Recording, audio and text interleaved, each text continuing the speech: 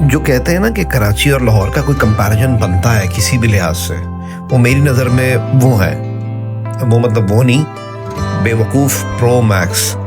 और यकीन कीजिए ये लाहौर, पुराना लाहौर, ओल्ड लाहौर की गलियां हैं। इसकी गलियां इतनी साफ़ हैं कि इतना साफ़ तो हमारे कराची का शार फैसल भी नहीं है।